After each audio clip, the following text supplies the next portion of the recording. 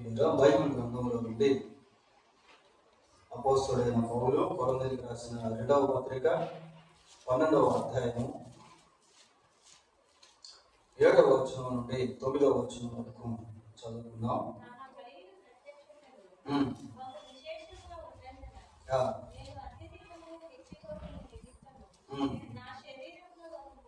నా శరీరంలో ఒక ముళ్ళు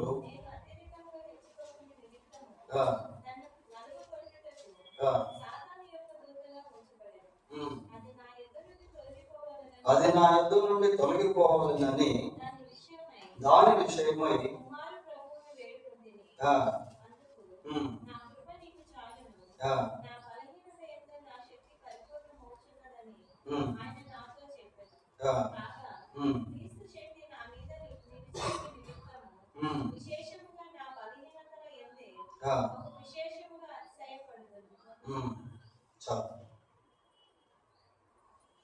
బహు సంతోషముగా ఇలా ఇక్కడ ఈ వాక్య భాగం మనం అప్పుడప్పుడు చదువుకుంటూ ఉంటాం. పౌలు శరీరంలో ఒక ముళ్ళు అనేటువంటిది ఉంది.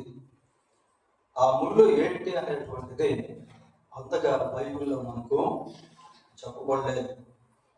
అయితే ఆ ముళ్ళును గురించి 3 సార్లు పౌలు ప్రార్థన చేస్తున్నాడు.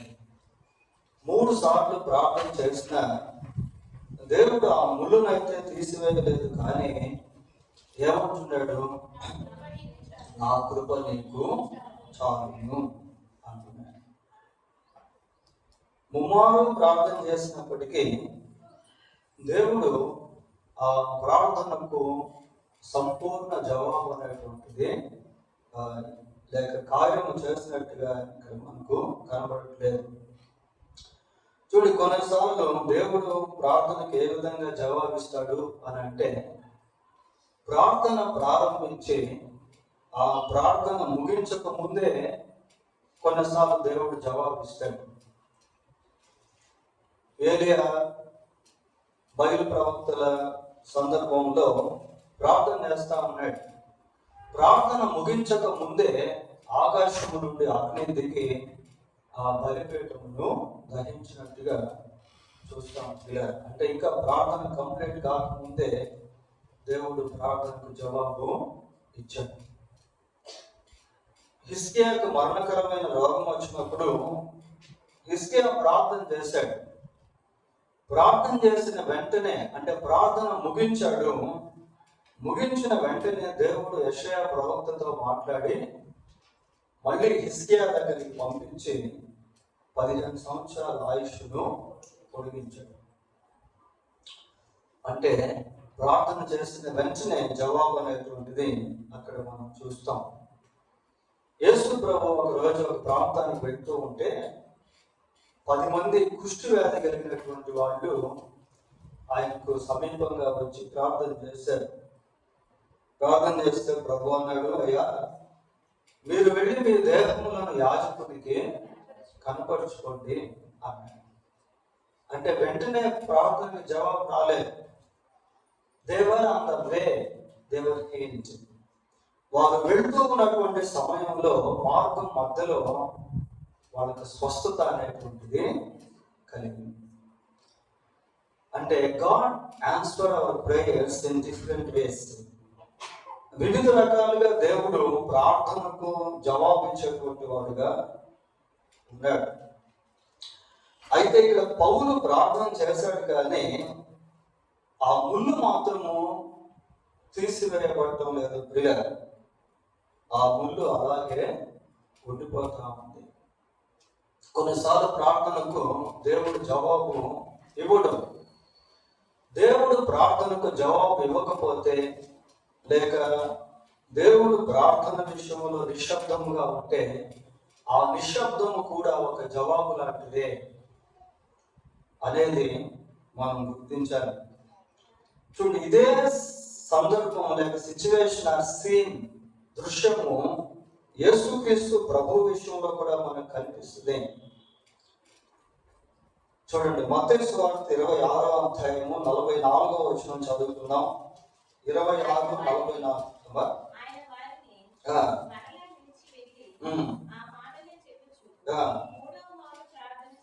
మూడు సార్లు మళ్ళీ ప్రార్థన చేస్తా ఉన్నాడు. చేసిన ప్రార్థన ఏం ప్రార్థన చేశాడు యేసు ప్రభు? తండ్రి, నీకు ఇష్టమైతే ఈ గిన్నె నా యుద్ధ నుండి తొలగించు. ఒక రకంగా ఆ గిన్నె దేవుని యొక్క ఉగ్రతకు సంబంధించినటువంటిది. ప్రియులారా, 3 సార్లు యేసుక్రీస్తు ప్రభు ఒకటే ప్రార్థన రిపీటెడ్ గా పలుమార్లు పదే చేసినప్పటికీ ఆ గిన్నె తొలగించి వేయబడలేదు. 3 సార్లు పౌలు తన శరీరంలో ఉన్నటువంటి ముళ్ళుల గురించి ప్రార్థన చేసినప్పటికీ ఆ ముళ్ళు పౌలు శరీరంలో నుండి తీసివేయబడలేదు.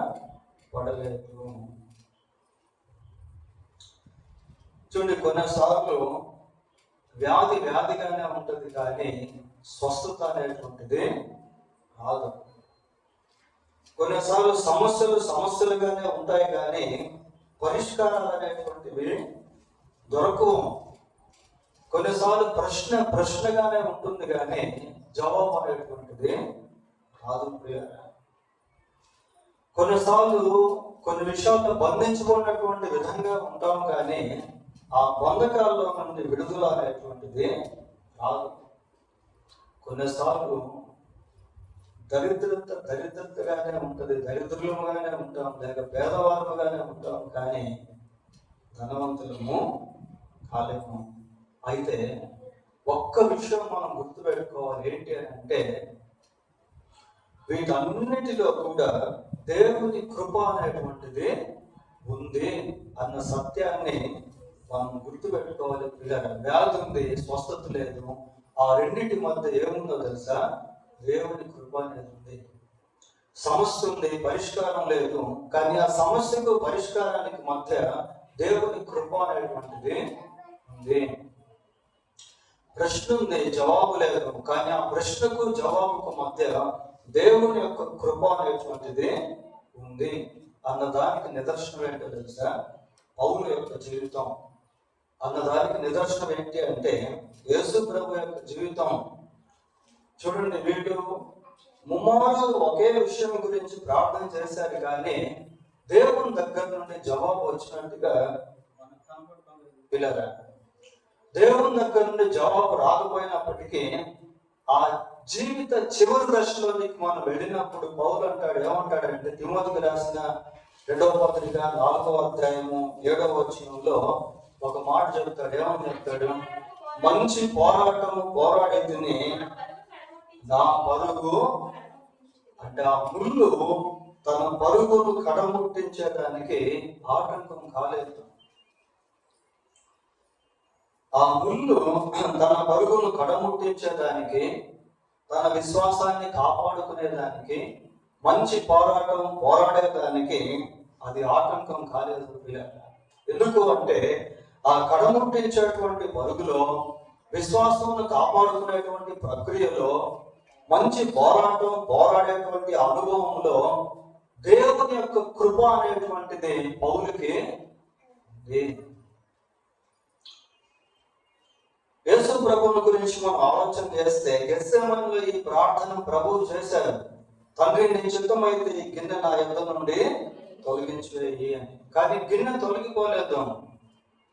దేవుని యొక్క ఉగ్రత యేసుక్రీస్తు ప్రభు పైన సంపూర్ణంగా పడింది. ప్రియులారా, ఖడ్గమా నా గొర్రెల కాపరి పైన పడుము అని జకర్యా గ్రంథంలో ఒక ప్రాఫెసీ మనం చూస్తాం.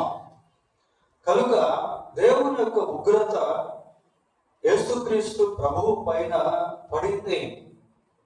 దేవుని ఉగ్రత అంటే మానవుని యొక్క పాప భారము, లోక పాపమును మోసుకొని పోవు దేవుని గొర్రె పిల్ల.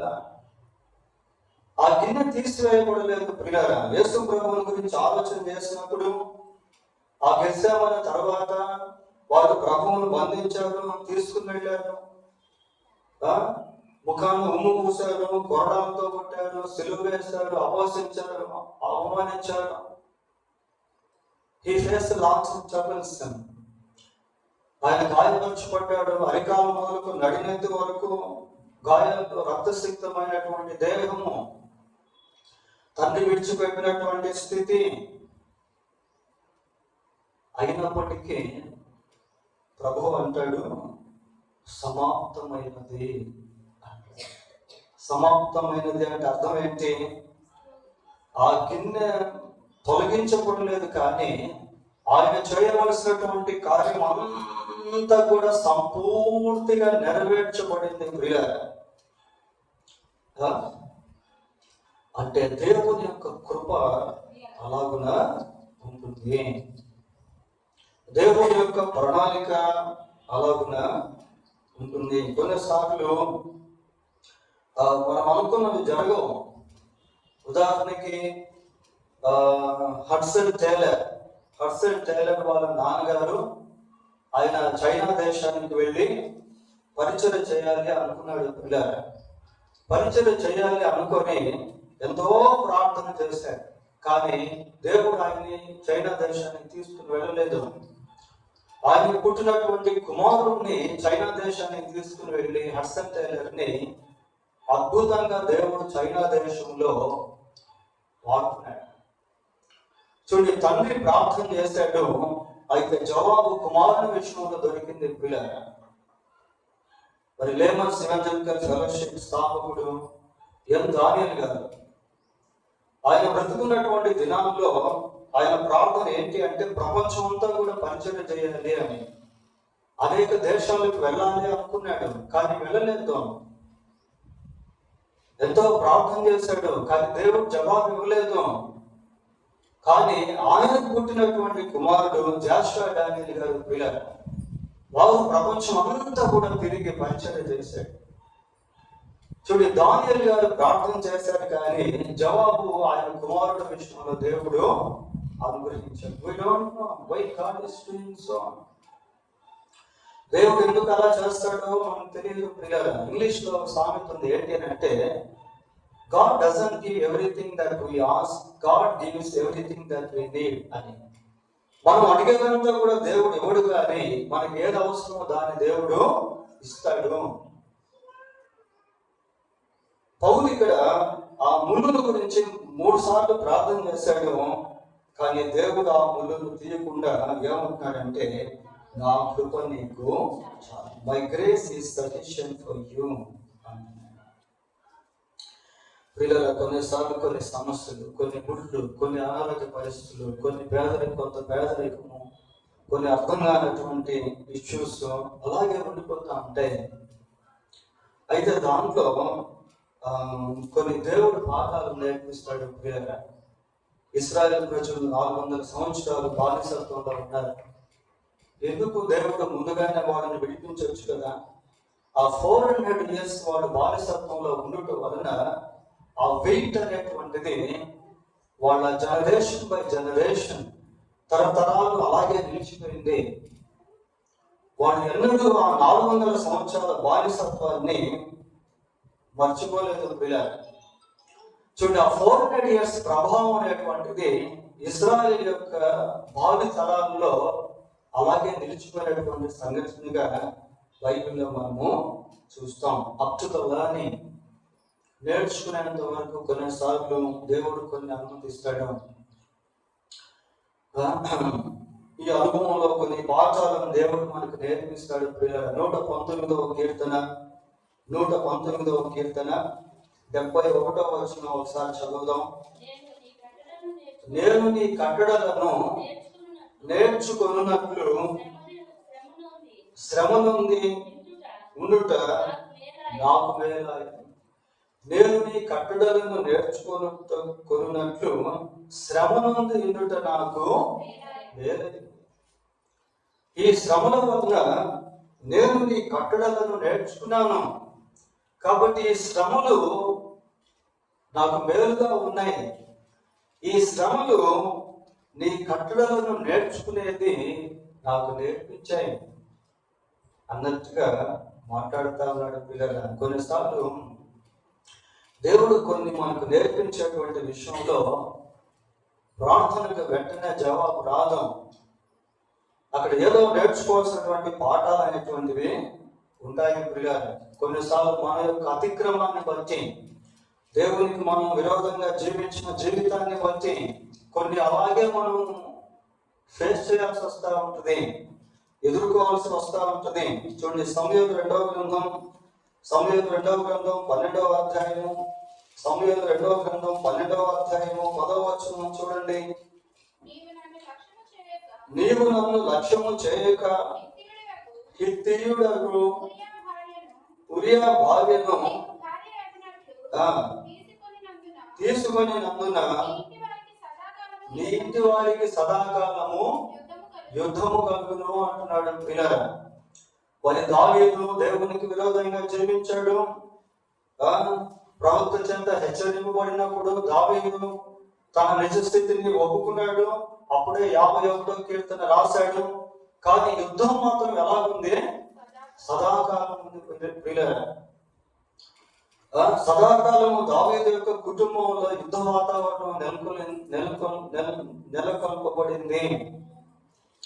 Even though he confessed his sin, తన పాపమును తాను ఒప్పుకున్నప్పటికీ కూడా కుటుంబంలో యుద్ధం అనేటువంటిది సదాకాలము నిలిచి ఉంది పిల్లల. కొన్నిసార్లు దేవుడు ఎందుకు కొన్ని వాటిని అలాగే ఉంచేస్తాడు అంటే దాంట్లో దేవుని యొక్క టైం అనేటువంటిది కూడా ఉంటుంది.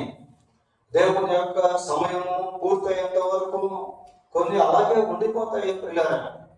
కొన్నిసార్లు దేవుడు ఆయన ఎందుకు విశ్వాసం ఉంచినటువంటి వారి జీవితాల్లో కొన్ని పరిస్థితులను అనుమతించి ఆ పరిస్థితుల్లో అలాగే ఎందుకు ఉంచేస్తాడు అంటే అక్కడ దేవుని కొన్ని ప్రణాళికలు అనేటువంటివి ఉంటాయి.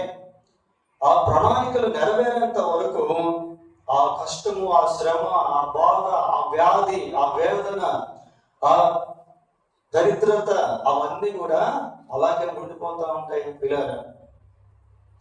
కాబట్టి ఈ ప్రక్రియ అనేటువంటిది వివిధ రకాలుగా మన జీవితంలో కూడా మనం అనుభవించేటువంటి వారంగా ఉంటాం.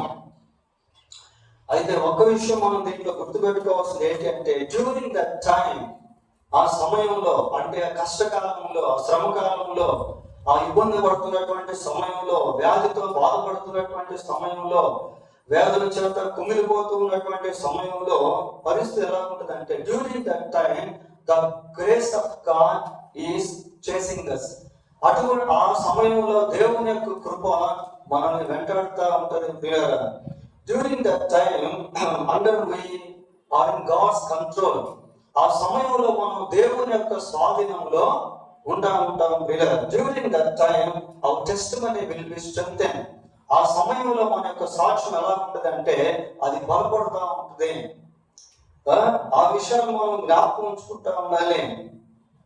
ఫర్ ఎగ్జాంపుల్ చూడండి, కొన్ని ఉదాహరణ బైబిల్లో మనం చూస్తాం. దానియేలు గ్రంథం 3వ అధ్యాయము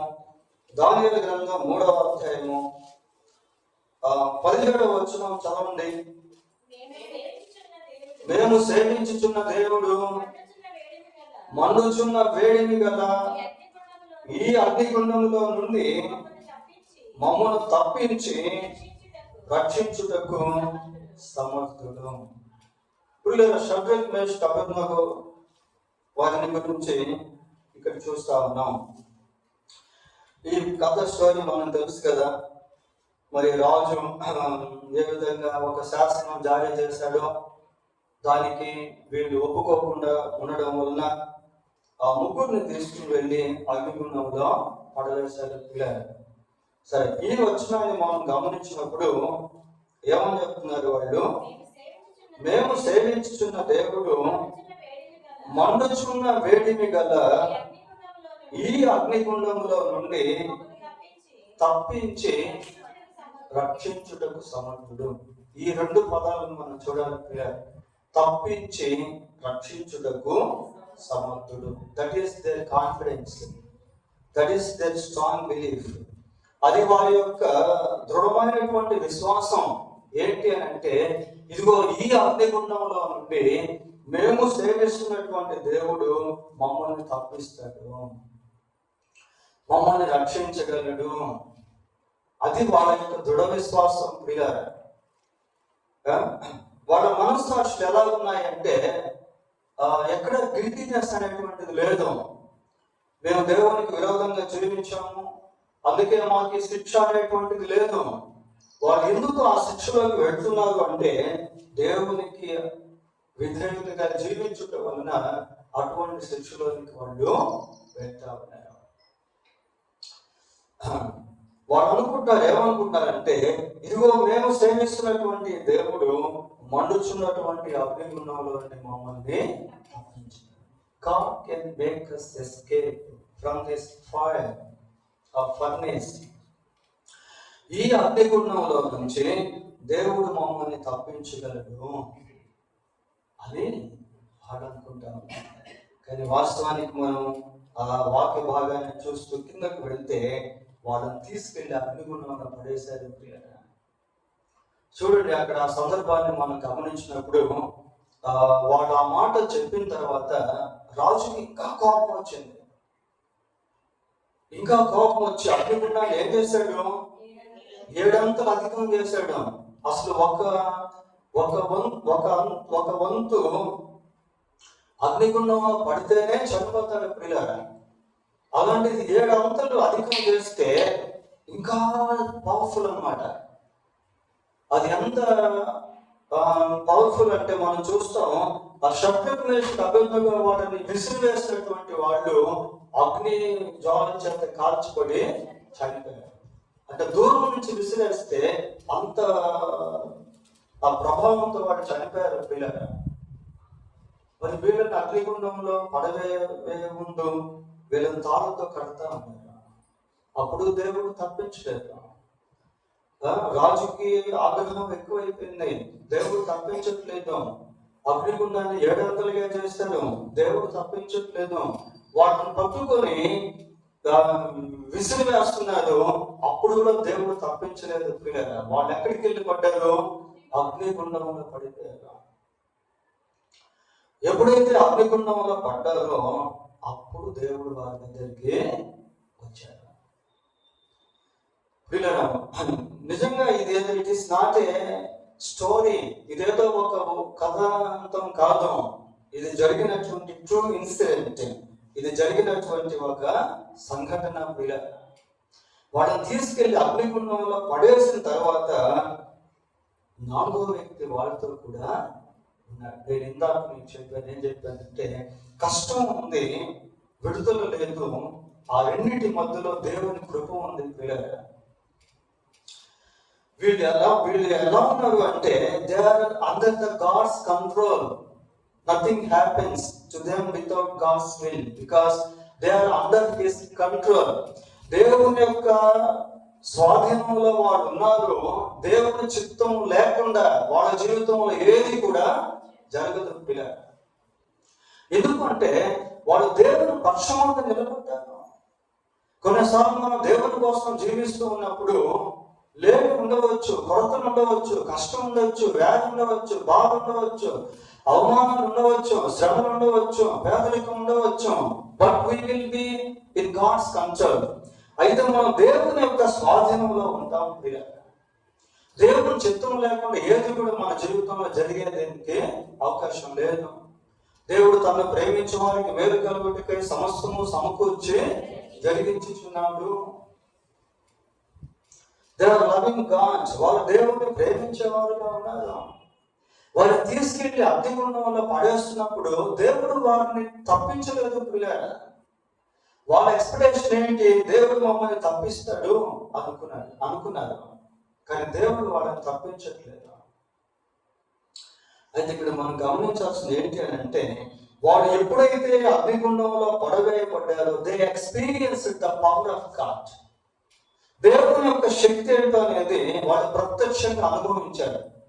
దేవుని యొక్క శక్తి ఏంటో అనేది అక్కడ ఉన్నటువంటి వాళ్ళందరూ కూడా చూడగలిగారు పిల్లలు. దేవుని యొక్క శక్తి ఏంటో అనేటువంటిది నెబుకద్నెజరు రాజు సైతం సింహాసనం మీద నుండి లేచి నిలబడి ప్రశంసించాడు.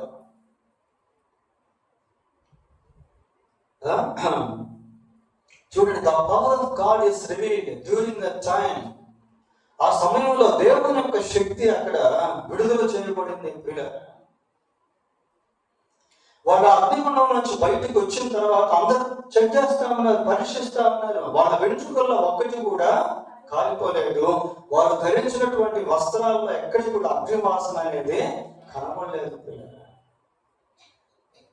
ఎంత గొప్ప దేవుడు చూడండి.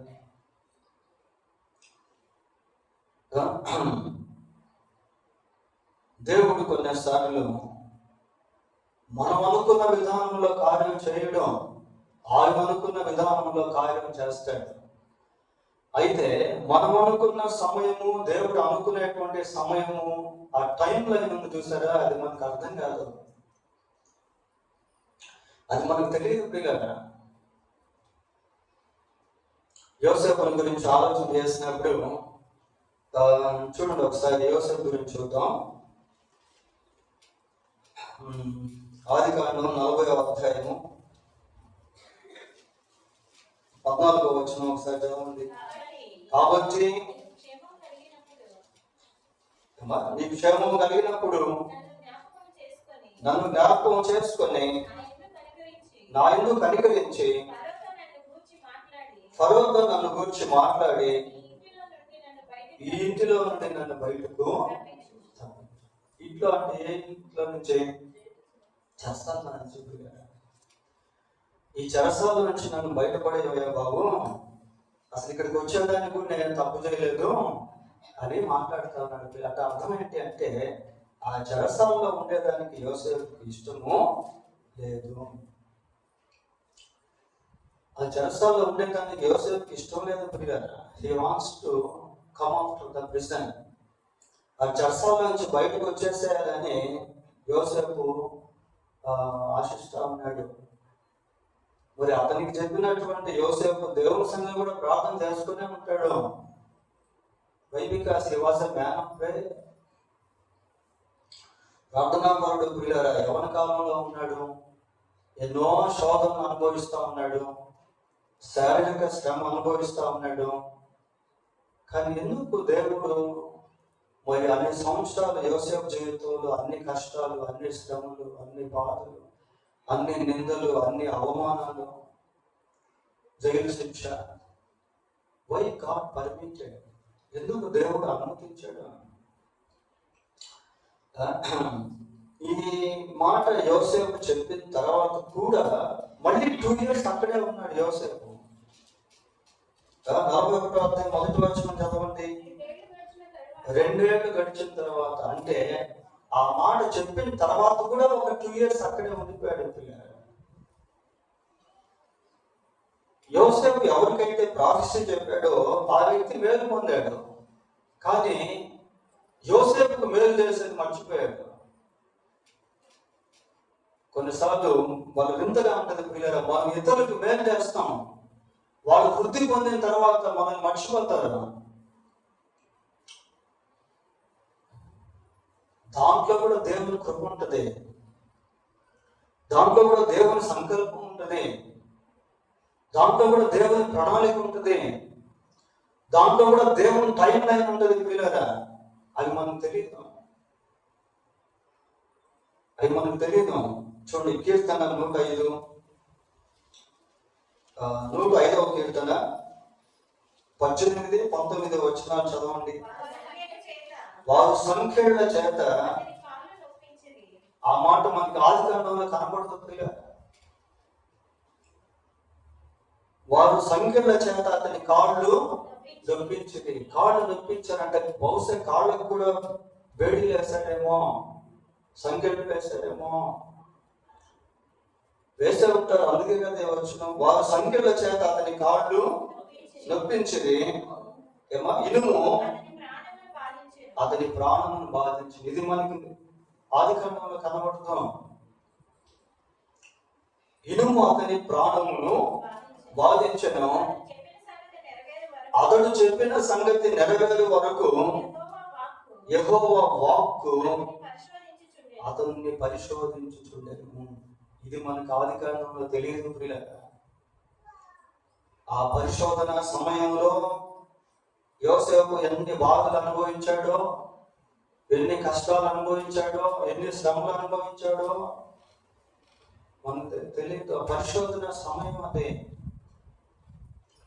అయితే అన్ని కష్టాల్లో, శ్రమల్లో, బాధల్లో కూడా యోసేపు దేవుని యొక్క కంట్రోల్లో ఉంటాడు, దేవుని యొక్క స్వాధీనంలో ఉన్నాడు ప్రియులారా. అందుకే అన్నలు చంపాలనుకున్నప్పుడు దేవుడు యోసేపును కాపాడాడు. యోసేపు జీవితంలో ఎన్నో కష్టాలు, శ్రమలు వచ్చినప్పటికీ దేవుని యొక్క స్వాధీనంలో యోసేపు ఉన్నాడు. ఇంకొక మాట చెప్పాలంటే, during this time the miracles of God will take place. ఇటువంటి సమయంలో దేవుని యొక్క అద్భుతాలు అనేవి కూడా చోటు చేసుకుంటాయి పిల్లలు. ఇందాక మనం షడ్రక్ మేషక్ అబేద్నెగో గురించి చూసాం కదా. ఏమంటే అగ్నిలో దేన్ని వేసిన ఆ అగ్ని వాళ్ళని దహించి వేస్తుంది. దానికి ప్రత్యక్షత ఈ షడ్రక్ మేషక్ అబేద్నెగో వాళ్ళను విసిరివేసినటువంటి వాళ్ళు అగ్నికి ఆహుతయ్యారు. కానీ వీళ్ళను మాత్రం అగ్ని ఏమి చేయలేకపోయింది.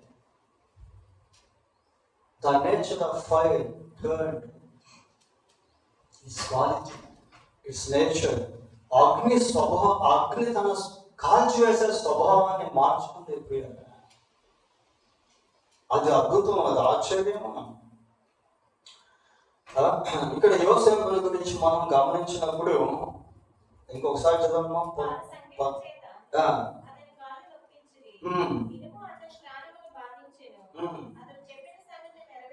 అతడు చెప్పిన సంగతి నెరవేరు వరకు యెహోవా వాక్కు అతన్ని పరిశోధించుచుండెను.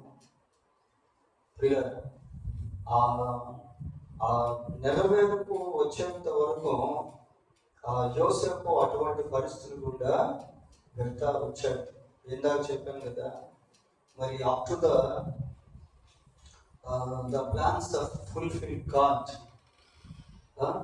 The plans of fulfil God అంటే దేవుని యొక్క ప్రణాళికలు నెరవేరేంత వరకు యోసేపు అటువంటి పరిస్థితి గుండా వెళ్ళాల్సి వచ్చింది. ఇంకా తర్వాత యోసేపు జీవితం ఏంటో మనకు తెలుసు. ఆ తర్వాత షడ్రక్ మేషక్ అబేద్నెగో జీవితాలు ఏంటో మనకు తెలుసు ప్రియులారా. ఇందాక మనం యేసుక్రీస్తు ప్రభువుని గురించి, పౌలు గురించి కొన్ని మాటలు చెప్పుకున్నాం. పౌలుకు ముళ్ళుందన్న సంగతి సత్యమే, ఆ ముళ్ళు తీసివేయబడలేదనేది కూడా వాస్తవమే. కానీ దేవుని కృప పౌలు జీవితాన్ని వెంటాడుతూనే వచ్చింది. పౌలు ద్వారా ఎన్నో స్వస్థతలు జరిగాయి, కానీ పౌలుకు స్వస్థత రాలేదు. పౌలు ద్వారా అనేక పత్రికలు రాయబడ్డాయి, పౌలు ద్వారా అనేక సంఘాలు కట్టబడ్డాయి, పౌలు ద్వారా అనేక మంది మారుమనసు పొందారు. అయితే పౌలు ఏమంటాడు అంటే, నేనేమై ఉన్నాను అది ఈ కృప వల్లనే. My grace is sufficient for you. నా కృప నీకు, ఆ చాలిన కృపలో ఉంటే పౌలు అద్భుతమైనటువంటి జీవితాన్ని జీవించాడు. పౌలు యొక్క బలహీనత అటువంటి అద్భుతమైన జీవితాన్ని జీవించడానికి ఆటంకంగా మారలేదు. ముళ్ళు అయితే అలాగే ఉంది పిల్లల, ముళ్ళు తీసివేయకూడలేదు. ఆ ముళ్ళుతో పాటు దేవుని కృప కూడా ఉంది. దేవుని యొక్క శక్తి పరిపూర్ణం అవుతా ఉంది దాని బలహీనతలో. కాబట్టి కొన్నిసార్లు మన జీవితంలో కొన్ని ప్రార్థనలకు జవాబు రాకపోతే, కొన్ని పరిస్థితులు అలాగే ఉండిపోతే, కొన్ని సమస్యలు అలాగే ఉండిపోతే, కొన్ని ప్రశ్నలు అలాగే ఉండిపోతే, we should wait for the time of God. దేవుని యొక్క సమయం కొరకు మనం ఎదురు చూడాలి ప్రియులారా. కొన్నిసార్లు మన బలహీనతలు, మన అవిధేయతలు వచ్చి పరిస్థితులు ప్రతికూలంగా ఉంటే అక్కడ మనల్ని మనం పరిశీలించుకోవాలి, దేవునితో సమాధానం పడాలి, దేవునితో సమాధానం పడాలి ప్రియులారా. రక్షింపు నేరకు ఉండినట్లు యెహోవా హస్తం కుర్చీ కాలేదు, విననేరకు ఉండినట్లు ఆయన చెవులు మందం కాలేదు, మీకును ఆయనకు మధ్య మీరు చేసినటువంటి పాపములు అడ్డం వచ్చేసాయి. కాబట్టి ఆయన వినలేకపోతా ఉన్నాడు, ఆయన కార్యం చేయలేకపోతా ఉన్నాడు. ఎందుకంటే పాపం అడ్డం వచ్చేసింది. ప్రార్థన జవాబు రావట్లేదు, కార్యాలు జరగడం లేదు. కాబట్టి ఒకవేళ అలాంటిది ఏదైనా ఉన్నట్లయితే, ఆ కోణంలో దేవుడు నీతో మాట్లాడుతున్నట్లయితే, you must correct yourself in the presence of God. When God speaks to you about your errors, about your mistakes, about your sins, నీ యొక్క పొరపాట్లను దేవుడు బయలుపరుస్తూ ఉంటే, దేవుడు నీతో మాట్లాడుతూ ఉంటే వాటిని నువ్వు సరిచేసుకోవాలి. లేకపోతే కొన్ని పొరపాట్లు, కొన్ని పాపములు దీర్ఘకాలపు సమస్యలకు దారి తీస్తాయి. దావీదు తన పాపాన్ని ఒప్పుకున్నాడు, వాస్తవమే. కానీ కుటుంబంలో నిత్యము యుద్ధమే, సదాకాల యుద్ధం చూస్తాం కదా. వర్షంలోకి పుట్టిన కుమారుడు చనిపోయాడు, అబ్షాలోము తిరుగుబాటు చేశాడు. కుటుంబంలో యుద్ధాలు ప్రియుల. కాబట్టి ఒకవేళ నీవు సరి చేసుకోవాల్సింది దేవుని ఎదుట ఏదైనా ఉంటే, నువ్వు ఖచ్చితంగా తప్పకుండా త్వరగా స్పష్టంగా సరి చేసుకోవాలి. అప్పుడు నీ కుటుంబంలో నుంచి ఆ యుద్ధ వాతావరణం వెళ్ళిపోతుంది. ఈ కుటుంబానికి సమాధానం అనేది వస్తుంది. మన పాపములను మనం ఒప్పుకొని నేడలా ఆయన నమ్మదగిన వాడు, నీతిమంతుడు కనుక ఆయన మన పాపములను క్షమించి సమస్త దుర్నీతి నుండి మనల్ని పవిత్రులుగా. We are in the dispensation of the New Testament. ప్రియులారా, ఇప్పుడు మనం ఉన్నటువంటి కాలం ఎలాంటిది అంటే, ఇది నూతన నిబంధన కాలము. కృప వెంబడి కృప, లైక్ ఏ ఫ్లడ్, ఒక ప్రవాహం వల్లే కృప వెంబడి కృప మనల్ని వెంటాడుతా ఉంది. పిల్లల పాపం ఎక్కడ విస్తరించినా అక్కడ కృప అపారముగా విస్తరించింది. ఇటువంటి దినాల్లో కూడా దేవుడు స్పష్టంగా మాట్లాడుతూ ఉన్నప్పటికీ ఇంకా దేవునితో సమాధానం పడకుండా ఉంటే, ఇంకా దేవుని సన్నిధిలో పరీక్షించుకోకుండా ఉంటే, ఆ శ్రమను మనం అనుభవిస్తూనే ఉండాల్సి వస్తుంది. సో కాబట్టి ఇవి డిఫరెంట్ కైండ్స్ ఆఫ్ థింగ్స్, వివిధ రకాల విషయాలుగా, వీటి సంఘటనలుగా వీటిని మనము చూస్తా ఉన్నాం. ఇంకొక విషయాన్ని మనం చూసుకుందాం. మరి ఇశ్రాయేలు ప్రజలు లేక యూదా ప్రజలు దేవునికి విరోధంగా జీవించినప్పుడు దేవుడు ఏం చేశాడు అంటే, బబులోను చెరకువాడని అప్పగించాడు. బబులోను చెరకువాడని అప్పగించాడు. ప్రియ, ఈ బబులోను చెరకు అప్పగించబడిన తరువాత యెరూషలేము పరిస్థితి ఏమైపోయింది అంటే, యెరూషలేములో ఉన్నటువంటి భక్తిపరులు, యెరూషలేములో ఉన్నటువంటి యుద్ధవీరులు, యెరూషలేములో ఉన్నటువంటి దేవుని చేత ఆశీర్వదింపబడినటువంటి వాళ్ళు, యెరూషలేములో ఉన్నటువంటి ప్రవక్తలు, యెరూషలేములో ఉన్నటువంటి దేవుని జనాంగము ఒకసారిగా బబులోను సామ్రాజ్యానికి తీసుకుని వెళ్ళబడ్డారు. 3 దఫాలుగా బబులోను యెరూషలేముపై దాడి చేసి అక్కడ ఉన్నటువంటి వస్తువులను, మనుషులను తన రాజ్యానికి తీసుకుని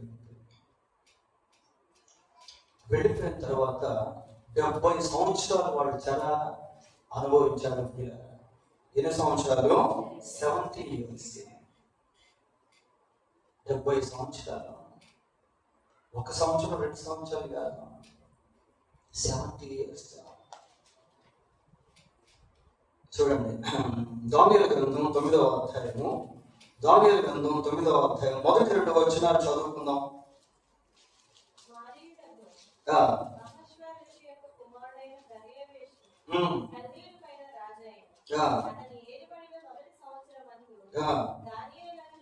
దానియేలును నేను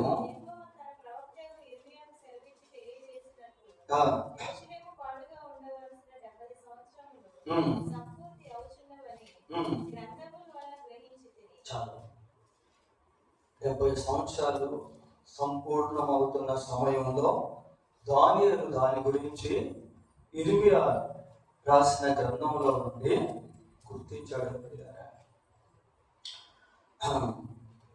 తెలుసుకున్నాడు. ఈ 70 సంవత్సరాల యెరూషలేము ఎలా ఉంది అంటే పాలు దెబ్బలాగా ఉంది. యెరూషలేములో దేవాలయము పడగొట్టబడింది. యెరూషలేము పట్టణం అంతా కూడా చిన్నాభిన్నం అయిపోయింది. యెరూషలేము ప్రాకారాలు పడగొట్టబడ్డాయి. యెరూషలేములో సొలొమోను కట్టినటువంటి దేవాలయాన్ని కూల్చివేసి ఆ దేవాలయంలో ఉన్నటువంటి శ్రేష్టమైనటువంటి వస్తువులన్నింటినీ కూడా నెబుకద్నెజరు తీసుకుని వెళ్ళిపోయాడు. ఇప్పుడు యెరూషలేము ఎలా ఉంది అంటే పాడు దెబ్బలాగా మారింది. 70 సంవత్సరాలు దేవుడు ఎందుకు తన ప్రజలను అన్య సామ్రాజ్యంలో చెరగా ఉంచాడు? ఎందుకు అంటే వాళ్ళు అవిధులయ్యారు.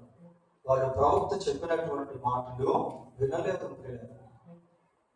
Because of disobedience they were put in prison, they were in exhale. ఆ చెరలో వాళ్ళు వెళ్ళిపోవాల్సి వచ్చింది. అయితే మరి ఎందుకు దేవుడు 70 సంవత్సరాలు అంటే that is the time line of God. అది దేవుని యొక్క కాల క్రమం. ప్రియులారా, ఎప్పుడైతే ఆ 70వ సంవత్సరం అయిపోయిందో వెంటనే దేవుడు కార్యం చేయడం ప్రారంభించాడు. దేవుడు కార్యం చేసే సమయంలో రాజులైనా సరే అధికారులైనా సరే శిరస వహించాల్సిందే. చూడండి, ఎజ్రా గ్రంథం 1వ అధ్యాయము 1వ వచనం చదువుకుందాం. ఎజ్రా గ్రంథం 1వ అధ్యాయం 1వ వచనం.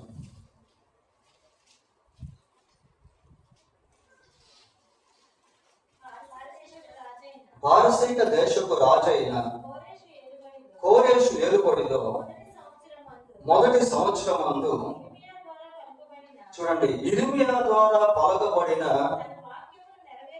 చూసారా, తన వాక్యమును నెరవేర్చుటకై. పిల్లల దేవుని యొక్క ప్రణాళిక ఆ 70 సంవత్సరాల వరకు ఉంచబడిన తర్వాత ఇంకా అక్కడి నుంచి మళ్ళీ దేవుడు తన ప్రణాళికను మారుస్తాడు. దేవుని యొక్క ప్రణాళికలో 70 సంవత్సరాలు యూదులు ఆ బబులోను చెరలో ఉండాల్సిందే. పిల్లలు ఎప్పుడైతే టైం ఫుల్ఫిల్ అయిపోయిందో వెంటనే దేవుడు కార్యాన్ని చేస్తా ఉన్నాడు.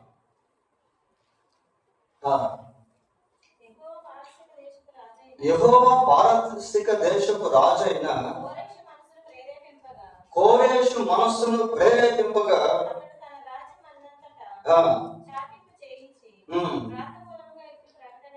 చాలు.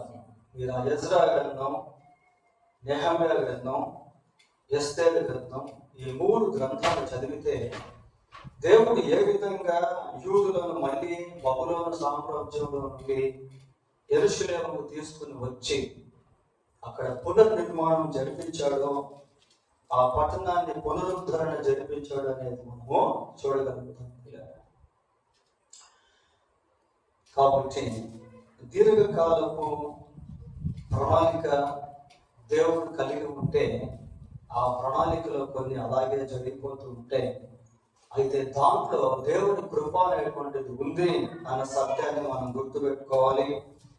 ఆ టైంలో దేవుని కంట్రోల్లో లేక స్వాధీనంలో మనం ఉన్నాము అన్న సత్యాన్ని గుర్తుపెట్టుకోవాలి. ఆ సమయంలో మన సాక్ష్యం మరింత బలపడుతుంది, విశ్వాసం మరింత బలపరచబడుతుంది అన్న సత్యాన్ని మనం గుర్తుపెట్టుకోవాలి. ఆ సమయంలో దేవుడు అనేక అద్భుతాలను చేసేటువంటి వాడిగా ఉన్నాడు అన్న సత్యాన్ని కూడా మనము గుర్తుపెట్టుకోవాలి. పిల్లలు, కొంత చివరిగా ఇంకొక విషయాన్ని మనం చెప్పుకొని ముగిద్దాం. కొన్ని ప్రార్థనలకు కొన్నిసార్లు జవాబు ఆలస్యం కావచ్చు, కానీ ఒక్క ప్రార్థనకు మాత్రం దేవుడు ఇమ్మీడియట్ గా వెంటనే జవాబిస్తాడు. పిల్లలు, ఏంటి ఆ ప్రార్థన అంటే అదొకటి మనం చూసి ముగిద్దాం.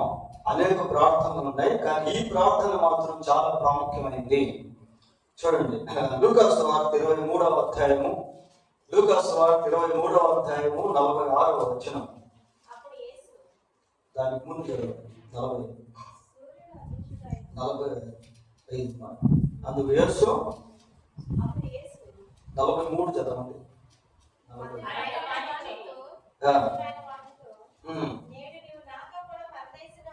అతని ప్రార్థన చదవండి. ఆయనను చూచి యేసు, నీ రాజ్యంలోనికి వచ్చినప్పుడు నన్ను జ్ఞాపకం చేసుకున్నామని. అందుకు ఆయన వారితో, నేడు నీవు నాతో కూడా పరదేశంలో ఉండు అని నిశ్చయంగా నీతో చెప్పుచు. God did not postpone to promise, to welcome, to forgive, to receive. దేవుడు ఆ బందిపోటు దొంగను చేర్చుకునేదానికి, క్షమించేదానికి ఇక్కడ వాయిదా వేయట్లేదు. యేసు నీవు నీ రాజ్యంతో వచ్చినప్పుడు నన్ను జ్ఞాపకం చేసుకోమని ఆ సిలువ పైన ఉన్న దొంగ పలుకుతూ ఉంటే ప్రభు అంటున్నాడు, నేడు నీవు నాతో కూడా పరదేశంలో. ఈరోజే నేడే రక్షణ దినము, ఇదే ఈ వర్తమానం వింటున్నటువంటి మనలో ఇంకా ఎవరైనా మారు మనసు పొందకుండా ఉంటే ఇదే అనుకూల సమయము, నేడే రక్షణ దినం. Tomorrow is not hours, even today also is not hours. రేపు మంది కాదు పిల్లరా, ఈ రోజు కూడా ఈ క్షణం వరకే మంది, తర్వాత క్షణం మంద ఉంటుందో లేదో తెలియదు. But God gives you the opportunity. అయితే దేవుడు నీకు అవకాశాన్ని ఇస్తాడు. ఈ ప్రార్థనకు మాత్రం వెంటనే దేవుడు జవాబిస్తాడు. సుంకరి వెళ్ళాడు, ప్రార్థన చేశాడు. ఏమని ప్రార్థన చేశాడే, దేవా పాపినైన నన్ను కరుణించు అన్నాడు. వెంటనే అక్కడ ఏమని ఉంటుందంటే, అతని కంటే ఇతను నీతిమంతుడిగా అక్కడి నుంచి వెంటనే జడ్జిమెంట్. పిల్లరా, మన పాపమును దేవుని దగ్గర ఒప్పుకుంటే దేవుడు క్షమిస్తాడు. క్షమించుటకు ఆయన సిద్ధ మనసు కలిగిన వాడు కనుక ఇట్లాంటి ప్రార్థనలకు దేవుడు పోస్ట్పోన్ చేయడు, దేవుడు జవాబిస్తాడు. So we have a golden opportunity to set right, to correct ourselves in God's presence. మనము దేవుని సన్నిధిలో మనల్ని మనం సరి చేసుకునేదానికి, దేవునితో సమాధానం పడేదానికి ఒక మంచి అవకాశాన్ని దేవుడు మనకు, దేవుడు తన వాక్యాన్ని దీవించి ప్రార్థన. పరిశుద్ధుడైన మా దేవా, మీకు వందనాలు స్తోత్రాలు చెల్లిస్తూ ఉన్నాం. కొన్నిసార్లు మా జీవితంలో మా ప్రభువా కొన్ని సమస్యలు, కొన్ని వ్యాధులు పరిష్కరించబడినటువంటివిగా, స్వస్థపరచబడినటువంటివిగా ఉంటాయన్నటువంటి సమయంలో మా ప్రభువా మమ్మల్ని మేము పరీక్షించుకొని మీ సన్నిధిలో మా బలహీనతలను సరిచేసుకునే వారుగా ఉండినట్లు సహాయం చేయండి. కొన్నిసార్లు ప్రభువా మా మనస్సాక్షి మా గురించి మంచి సాక్ష్యం ఇస్తున్నప్పటికీ, మా భక్తి జీవితం సరిగా ఉన్నప్పటికీ కొన్ని సమస్యలు, కొన్ని వ్యాధులు, కొన్ని బాధలు, కొన్ని కష్టాలు ఉన్నప్పుడు ప్రభువా మీ వైపు చూడగలుగుటకు కృప దయచేయండి. అటు సమయాల్లో మీ కృప మమ్మల్ని వెంటాడుతూ ఉందని, మేము మీ స్వాధీనమందు ఉన్నాము అని ప్రభువా గుర్తెరిగినట్లుగా కృప దయచేయండి. ఈ సమయంలో మీరు కార్యం చేసే దేవుడు కనుక అటు సమయం కోసం కనిపెట్టుకునే వారముగా చేయండి ప్రభువా. భూమి మీద మా జీవిత కాలం ఎంతో మాకైతే తెలియదు, మీరు ఎరిగినటువంటి దేవుడు కనుక, మీరు తగిన సమయంలోనే కార్యం చేసే దేవుడు కనుక మా ప్రభువా ఇటు నిరీక్షణ కలిగి మీ వైపు చూడగలుగుటకు సహాయం చేయండి. మీపై ఆశ పెట్టుకొనగలుగుటకు కృప దయచేయండి. మీ అందరూ నిరీక్షణ కలిగి జీవించుటకు సహాయం చేయమని చెప్పబడిన ఈ వర్తమానం విన్న మాకందరికీ దీవెనకరముగా చేయమని మా రక్షకుడైన యేసుక్రీస్తు పరిశుద్ధమైన నామములో ప్రార్థన చేస్తున్నాము తండ్రి. ఆమేన్.